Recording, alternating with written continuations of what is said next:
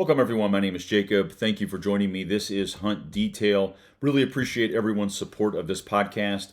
And if you're enjoying this content, please go to iTunes or Spotify or whatever platform you're using and give it a 5 stars. Really would appreciate that. It really helps support what we're trying to do here at Hunt Detail. And if you also like this content, I would encourage you to check out Hunt Detail YouTube. There's a lot more content there, more long form content looking at deeper evaluations of gear. There's hunt strategy, woodsmanship sort of content there. And then on Instagram, if you go to Hunt Detail, there's a link in my profile that you click on and you can get access to a bunch of different free resources that I've put there. And the most recent resource is the head-to-head comparison. It's 4 to 5 pages long. It's a spreadsheet looking at 6 different hunt map applications. And that maybe you've heard that podcast, my previous podcast. It's that video looks at those in more detail, but you can just get the spreadsheet for free. You just go there and it shows you some of the pros, the cons, the rating, the scores. The best score would be it's out of 80 points, and some of them came in the high 70s, and some of them did much worse. So there's a lot of versatility and value in some of the apps, and there's some that, well, actually one in particular that I believe is an imposter. So enough about that. Now we're going to talk about the to-do list for off-season. And if you live in the West, this does apply to you or can apply to you. I live in the East, so this is going to be a little whitetail centric, but obviously it's application season, and if you want to hunt out West, we talked about that in a few podcasts ago. That is part of the to-do list, but let's talk about our to-do list on a local level. And so I've got a top 10 sheet here, and I'm just going to go through each of these one by one. Now, the first one is, I would say it's time to jump deer. Now, for 4, 5, 6 months, as we've hunted, we've been very careful about our entry and exit into the woods. We are trying to watch the wind. We're trying to watch our noise. We're trying to get up a tree quietly. And now we don't have to do any of that stuff. We don't have to worry about that stuff because anything that we do today in the woods is not going to impact our hunts in October or November. So now, I would still recommend using the wind to your advantage, but now is the time to cover ground. And during the season, we were testing theories. We were looking at, okay, I think the doe's bed here, I think the buck's bed here, I think the food is here, I think the movement pattern looks like this, etc., etc. Now we can start new theories, and we can actually find out more information. And these deer have been hunted for the better part of 5 or 6 months. There's been people trouncing through the woods. There've been guns, bullets shot at them. Where are they bedded now? Where do they find to be the most secure area in the woods? Well, now you get to go walk through the woods and find out. And quite honestly, this year I had a couple encounters with bucks where it was based on intel from a year ago in this time frame, where I put on my boots and went hiking and tried to use the wind to my advantage and figured out, okay, this is an area that they like, they feel secure, this is a potential area that I'll hunt next year. And so I did. And so this is the time to jump deer. You might, assuming they have their antlers, they haven't dropped them yet, you might actually see a buck that you want to target for next year. And or you might find his sheds. But ultimately, it's an opportunity to gain intel and build your plan for next year and build some more theories. Number 2 is find rubs and scrapes. I mean, this is an obvious one. We've the understory, leaves, etc. is all dead right now. So now you can see more clearly and get a sense of, oh, there's a rub and there's a rub, and oh my gosh, there's a rub. We have a nice rub line here. Based on my theory of buck movement, this makes a lot of sense. Or I wasn't aware of this. This is something I need to look at more. Or you might find a hub scrape.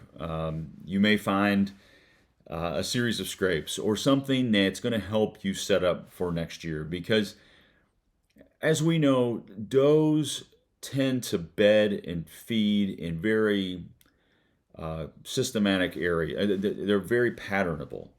And so if we kind of figure out where the doe family groups are, and then we find rubs and scrapes in relation to that, then we can really build a plan based on that knowledge.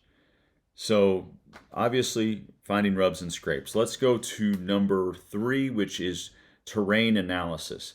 And so for me, it's not only seeing rubs and scrapes like we mentioned, but also getting a sense of what the terrain is really doing in different areas to dictate deer movement. So maybe we've got a ridge system, and in between, at certain points along this ridge system, there's a drainage. It sort of pinches down, and of course there are areas where deer are going to have to maybe go up or down based on how that pinches and how steep it is, or if it cliffs out in a certain area, or maybe there's logging roads, and maybe those logging roads have been washed out a little bit, and they create a bit of a pinch. But for me, it's about finding that, looking at that terrain and understanding how is this impacting or dictating deer movement, and how can I use that to my advantage, because maybe the wind is predominantly south, but at this particular pinch, it puts the deer at the disadvantage. Maybe they have the south wind at their advantage most of this ridge system, but at this particular point, they have to go this way, and it exposes them. And maybe it presents an opportunity for you in this upcoming season. Number 4 is deadheads. We talk about sheds a lot, but there's an opportunity there to find good deadheads. There's been a lot of deer that have been wounded, unfortunately, and not recovered. Well, this is your opportunity to cover ground, and you might find something that not only is beautiful, we all love antlers, but also gives us some intel into the type of deer that are maybe using a particular area. And so I think that's a good opportunity in terms of getting out in the woods, deadheads, and of course shed hunting. Number 5, I would say is one that I like to do a lot, is really reevaluate your setups and walk the trails that you're hunting, or the area that you're hunting. Walk it, do circles around it. Get a sense of what, maybe it's not the best setup.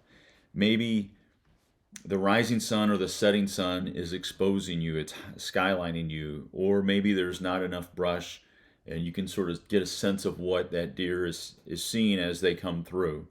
And really, evaluate, is that really the kill tree? Or maybe the kill tree's over here. Or maybe I need to hunt it with a different wind than I thought I did. But I think that this is a real opportunity. I can think specifically of some areas that I hunt that I want to get out and walk even more, not only to jump deer and not only to do the other things that we've discussed, but to really evaluate, where is the kill tree? Where is the spot within the spot? Because I think we all have been set up in an area that we know is good, but we've been just off by 15 yards or 20 yards or 10 yards or whatever, or just off because of some limbs and such. And obviously within that, it's an opportunity.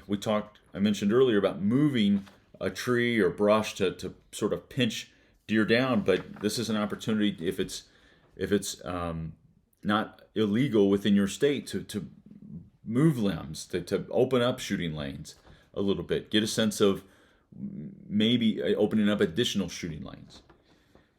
Number 6 is sort of an obvious one, but late season food sources. And what I would encourage you to do is do a little bit of research about what it is that you're looking for in terms of plant life.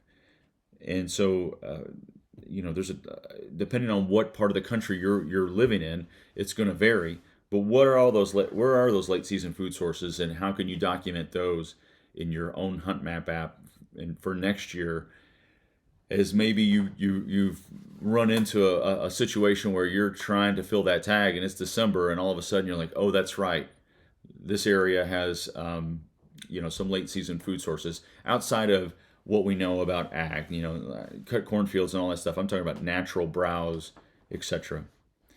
Number 7, I would say, is other people's tree stands. So there are people that have a tree stand. They put it out there. They want to sort of mark their area with it or whatever, and maybe they hunt out of it just during gun season, or maybe they hunt out of it all year, or maybe they don't hunt that much out of it at all. But it's great to document that and get a sense of where the nearest parking lot was, and get a sense of where they're creating pressure in the woods. Because if you're able to sort of map that out, again, it can help you with your theories during the season. You can get a sense of, okay, I know it's the opening weekend of gun. I know I'm going to get pressure. We all are very well aware of parking lots, but just to understand like where maybe a particular hunter is going, that this is an area nearby that has some doe bedding or buck bedding, and you want to be able to adjust accordingly. The last thing you want to do is go into an area, hunt somewhere, and realize that you're just 100 yards downwind of someone else's tree stand. So I think that that's a really good opportunity to understand pressure in general, again, assuming you're hunting public land. Another thing that I have done personally is create mock scrapes. And the way that I've done it is I'll take a rope and tie a limb up above a trail where there's several trails that intersect, and usually it's some sort of like a limb from a pine or a cedar tree, something that holds a scent. And I'm not the best resource on this, but I know it's worked. And so in terms of what type of limb you should use, I would encourage you to check out other YouTubes or other people's opinions on that. But ultimately, it's worked for me because I set it up near a doe bedding area. It's an area that they use a lot, and even during the off season, they're scent checking it. They're rubbing their preorbital glands on it, and it is an area that is common that come rut where bucks will come through, and they will absolutely check that area and mark it for themselves. So this is an opportunity, again, if it's on private land. I don't know if you want to do this on public, but you can set up some mock scrapes and really try to do it in a way that in an area that is getting a decent amount of deer movement already. I don't think setting up a mock scrape in an area that isn't necessarily holding deer is going to necessarily attract deer or attract a lot of attention. But if you have some ideas on where like a doe bedding area is, and you set it up maybe downwind or in an area that works best for you, then I think setting up a mock scrape is a good opportunity to gather intel, and also a way to sort of not really bait deer, but in a way create a reason for a buck to come through a particular spot in the woods that you could be hunting. Number 9 is camera maintenance, and obviously pull your cams, get your cards out, pull that data, freshen those things up, get your batteries out. I would encourage you to use lithium-ion batteries instead of the AA's. I know they're expensive, but especially this time of year, if you leave them out with like a Duracell, a regular alkaline battery, they're prone to leak, and that's going to destroy your camera. So ultimately, get those cameras out. And then something that I like to do, I'm not great at it, but I like to see certain dates, and I like to mark them accordingly in my own calendar. So big, nice shooter buck comes through on November 2nd or October 30th or whatever, daylights. I'm putting that in my calendar for this season. And I'll put, shooter buck, this site, blah, blah, blah, blah, blah. Whatever descriptives you want to do, but it gives you something, a bookmark or a place mark for this coming season. Okay, this is a time when the bucks start to cruise during daylight. Something's going on. Something's, maybe a doe is coming in heat around this time or whatever. We've all heard of that theory where a doe family tends to come into heat at a certain time each year. So maybe it's the week of, maybe it's November 6th, or maybe it's later in November 19th. And you can correlate, you see the buck movement correlate with that. And the more you calendar that, the better off you're going to be and more efficient what you are, or effective you are going to be with your time. So when it comes to camera maintenance, I think that is a part of it, is really documenting shooter buck movement for next year. I know some people go above and beyond that and create spreadsheets and analytics, and there's obviously some different software and different AI tools out there for you to use. I'm not quite there yet, but that's what I would recommend. And number 10 is get permission. This is the time. This is the time to start. And there's a lot of ways to do it. And in next week's podcast, we're going to dive deep into how I got permission on a property, on a farm. And that'll be the topic for next week, and we'll get into that. But there's a lot of ways to get permission. It's obviously family members. Maybe there was a gathering, Christmas or Thanksgiving gathering, and you met someone new in your family that you've never met before, and they live out of state, and all of a sudden you get to know that they have a couple hundred acres or a farm or whatever, and they don't hunt. All of a sudden, you've got an opportunity there to pick up the phone and say, hey, I was thinking, what do you think? Obviously, there's knocking on doors. We'll talk more about that next week.